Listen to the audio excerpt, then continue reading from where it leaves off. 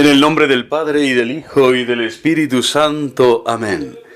San Pablo y la ley. La doctrina de San Pablo sobre la ley es compleja y solo introduciendo una serie de matizaciones se puede comprender adecuadamente en su conjunto. Podríamos resumir la doctrina del apóstol del modo siguiente. Primer punto, para entender a San Pablo es preciso caer en la cuenta de que toda su doctrina se dirige contra la actitud farisaica, que pretende que el hombre se justifica a sí mismo por sus propios méritos e independientemente de la gracia de Dios. Creen que el hombre tiene una capacidad absoluta para cumplir la ley. San Pablo en la carta a los romanos pinta el panorama de pecado que reina tanto en el mundo judío como en el pagano. En un caso los judíos han tenido la ley mosaica, en el otro los paganos la ley de la conciencia, pero todos han terminado en el pecado.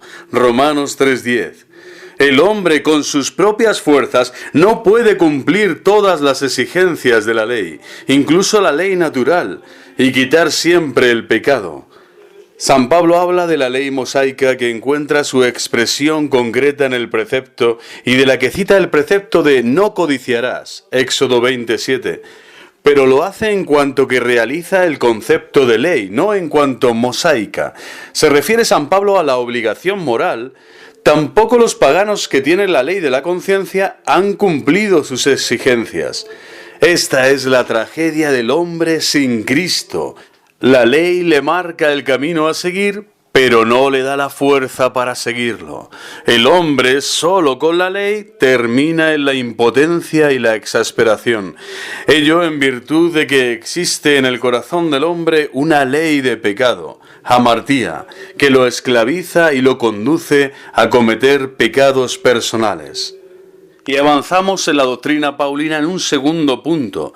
En este contexto, la ley que es buena de suyo, Romanos 7:13, ha contribuido a empeorar la situación, en cuanto que ha sido una aliada del pecado, pues no solo no procura la fuerza para evitarlo, sino que lo convierte en una transgresión formal.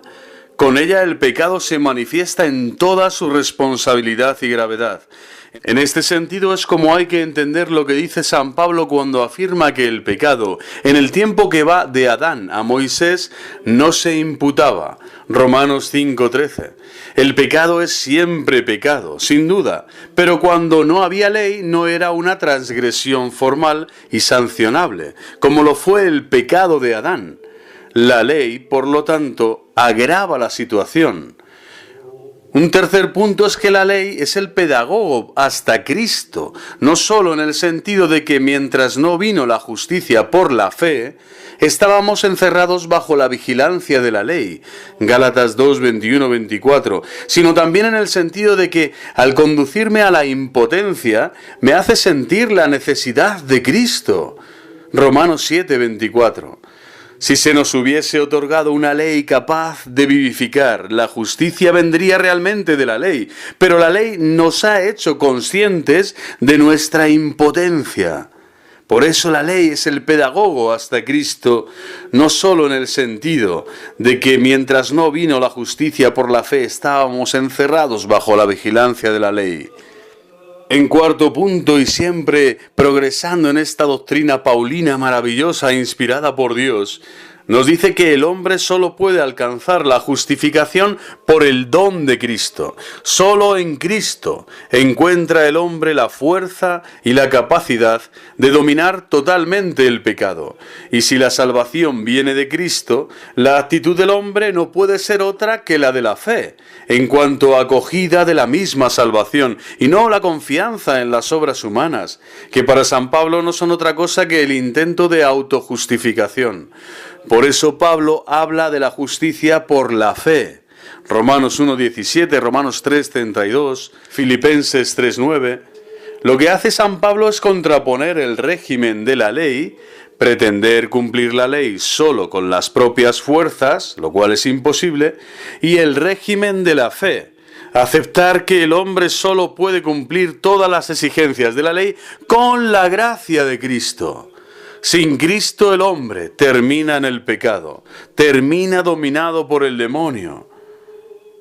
Un quinto punto de la doctrina paulina es que esta fe, que es un don de Dios, es al mismo tiempo un acto responsable del hombre. Se trata de una fe activa que actúa y que debe ir guiada por la caridad. Gálatas 5:6. La fe que debe llevar a la acción según la ley de la caridad. Gálatas 5:13-14. Y un sexto punto es que, de hecho, San Pablo sigue manteniendo la ley como guía y criterio de conducta y como condición para la salvación. Ni los impíos, dice, ni los idólatras, ni los ladrones, ni los ávaros, ni los borrachos, ni los ultrajadores, ni los ladrones heredarán el reino de Dios. 1 Corintios 6, 9, 10. Hay otros códigos en San Pablo como Gálatas 5, 19, 20. Lo de menos es que tales códigos tengan en San Pablo alguna influencia estoica. Lo decisivo es que hay preceptos que deciden sobre la salvación del hombre. La Iglesia ha ido aceptando el código del Decálogo, que por otro lado es una ratificación de la ley natural.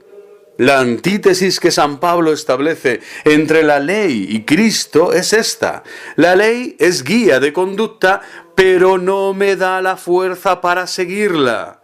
Es Cristo y solo Cristo el que me da tal fuerza y el que me salva. En este sentido la ley es inútil. Pero en su sentido didáctico de orientar la acción y de criterio objetivo de comportamiento, no pierde su vigor.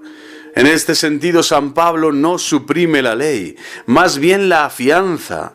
Entonces, por la fe, ¿privamos a la ley de su valor? De ningún modo, más bien lo afianzamos. Romanos 3:31. La ley nueva del Evangelio. Vista ya la actitud de Cristo y de San Pablo frente a la ley y la moral, podemos sintetizar ya lo que la tradición cristiana ha entendido por ley nueva. Dice el Nuevo Catecismo: la ley nueva es la gracia del Espíritu Santo, dado a los fieles mediante la fe en Cristo. Actúa por la caridad, utiliza el sermón del Señor para enseñarnos lo que hay que hacer y los sacramentos para comunicarnos la gracia de realizarlo. Esta ley engloba la ley natural, pero la purifica y supera, porque obra ya por la fe, la esperanza y la caridad.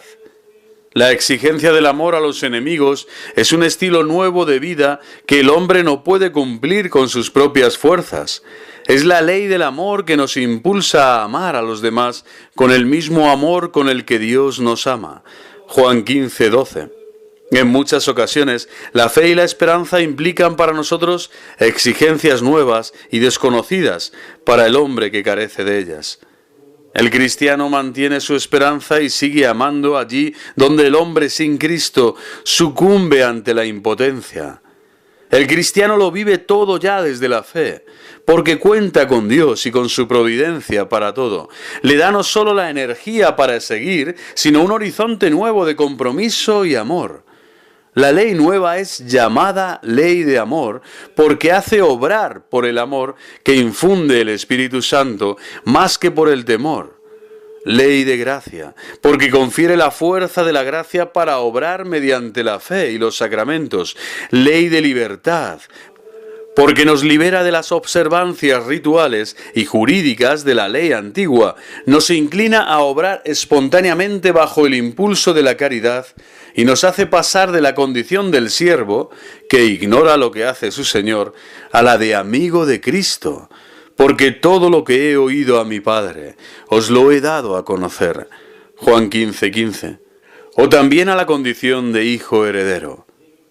La tendencia del hombre hacia la felicidad, la moral, ciertamente, no se puede desentender del problema de la felicidad del hombre, en el sentido de que éste va buscando siempre un tipo de felicidad que tiene la característica de lo infinito, en cuanto que hace la experiencia de que los logros de este mundo no le satisfacen nunca plenamente. Por ello el hombre va buscando, muchas veces sin saberlo, a Dios en sí mismo, disfrutado en la visión beatífica, aun cuando la consecución de este fin sea estrictamente sobrenatural y sólo como don lo pueda recibir. Ha sido Cristo el que de hecho ha colmado gratuitamente este deseo del hombre, conduciéndonos por su vida de gracia a la visión beatífica. Desde este momento tiene el hombre en su obrar abierta la puerta a la felicidad definitiva. Cristo es la felicidad definitiva del hombre. Desde entonces el hombre se encamina de hecho o al disfrute total de Dios como fin último y definitivo, o a la perdición de sí mismo. No hay otra alternativa. Diría yo, o te enamoras de Dios o pereces, o te enamoras del amor de los amores, o pereces en tu amor propio, en tu ego, en tu ignominia al final, en tu traición al amor que te ha creado, redimido y santificado. Por eso pidamos al Espíritu Santo de Dios, que es su amor pleno, el amor, la tercera persona de la Santísima Trinidad, que conoce a Dios, que nos revela a Dios, que nos enseña cómo es Dios, que nos ayuda y enseña a orar a Dios, enamorarnos cada vez más de Él. Pero, ¿cuándo el hombre se orienta en su obrar a la felicidad de Dios como fin último? Cuando de hecho, con ayuda de la gracia, realiza el bien del hombre.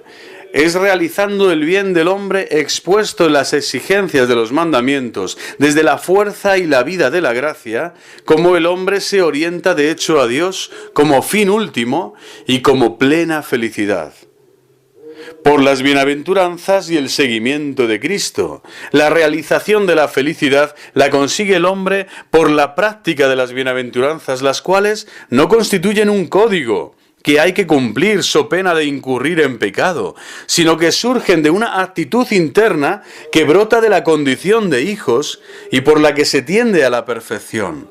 Es pues un comportamiento que tiene su fuente en la condición filial del cristiano, y que encuentra en ella la motivación principal. Somos hijos de Dios, hijos en el Hijo, bautizados en Cristo. La vida de Cristo está en nosotros. Vivo yo, pero no soy yo, es Cristo quien vive en mí. Por eso, con las bienaventuranzas, el hombre obra ya a lo divino, superando, no anulando nunca la lógica de la ley natural. Es la moral que ofrece no solo la ley que cumplir, sino el principio mismo que da la capacidad para obrar a lo divino.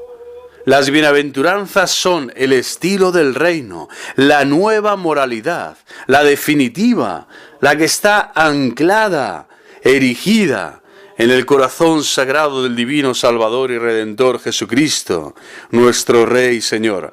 Así el decálogo se vive en el marco de la alianza. Es antes la amistad con Dios que el afán de cumplimiento, pues este es más bien consecuencia de la amistad con Dios. El obrar en el cristianismo es consecuencia del amor a Dios. El decálogo no es ya una valla, una carrera de obstáculos, un muro que se levanta, que no se puede traspasar, sino que con su función positiva se convierte en guía del hombre hacia el reino de Dios. Es el don del amor divino que hay que observar desde el amor. Seguir el camino de las bienaventuranzas es seguir el camino vivido por Cristo. Es más, es seguir a Cristo en persona como ideal de vida. Por ello la moral cristiana no puede menos de situar a Cristo en el centro de toda su orientación. El cristianismo es Cristo. El cristianismo es Cristo. Y desde el amor a Él, el cristiano cumple los mandamientos. Nadie como San Pablo puede hacernos conscientes de que el cristianismo ya no es un mero código de leyes que hay que cumplir con las propias fuerzas, sino un seguimiento personal de Cristo que por la fe y la gracia nos hace capaces de cumplir el decálogo en toda su integridad. Dicho de otra forma, en el cristianismo no queda eliminado el decálogo, pero el decálogo se vive desde Cristo, desde la alianza con Él. Lo primero es Cristo y lo demás consecuencia, imprescindible, pero consecuencia. El decálogo vivido desde el amor. Por ello la ley nueva es el perfeccionamiento del decálogo desde el amor. El decálogo es la expresión de las exigencias fundamentales y mínimas del amor a Dios y al prójimo. Pero la vida cristiana, hecha posible desde la gracia, nos conduce a la perfección por el amor. El amor tiene exigencias que van más allá del decálogo y que no se pueden reducir a él. tanto que el cristiano tiene la exigencia de amar a los enemigos, algo que no puede conseguir en la mayoría de los casos con sus propias fuerzas y que tiene que pedir como don. El amor a Dios tampoco es cumplir unos deberes cultuales y evitar la blasfemia, es mucho más. Es llegar a la intimidad mística con Él. La perfección del amor es así la perfección del cristiano, la nueva norma, el nuevo estilo. La perfección de la gracia. Lógicamente todo esto no es posible sin la gracia de Cristo. Lo entendió bien San Pablo cuando entendió que no podía vivir las exigencias de la ley sin la gracia de Cristo. El hombre está de hecho trastornado por el pecado original, que aunque borrado por el bautismo, deja en él una huella de desequilibrio interior, concupiscencia entendida en el sentido amplio, que afecta a lo físico y a lo espiritual. Necesita por ello la gracia para cumplir las exigencias todas de la ley natural. Puede cumplir cada uno de los preceptos por separado, pero no todos en su conjunto. Incapacidad moral, aunque no física. Pero la gracia no tiene solo esa dimensión sanante, sino que precisamente si sana al hombre haciéndole capaz de cumplir todas las exigencias morales, es por su condición elevante, te eleva, porque le da la capacidad de amar a Dios sobre todas las cosas y de anunciar su vida en Él, como bien decía Santo Tomás, la Suma Teológica, la cuestión 109, apartado 8. Por la gracia, el Espíritu Santo entronca al hombre en Cristo y de este modo le hace partícipe de su vida filial, siendo entonces amado dentro del mismo amor con el que el Padre ama a su Hijo. Una vez anclado en Dios de este modo, el hombre tiene la capacidad de ordenar su vida con toda coherencia y de cumplir las exigencias todas del Decálogo. Es porque la gracia le da la capacidad de anclar su vida en Dios, por lo que tiene la capacidad de cumplir la coherencia de una vida. ¡Viva Cristo Rey!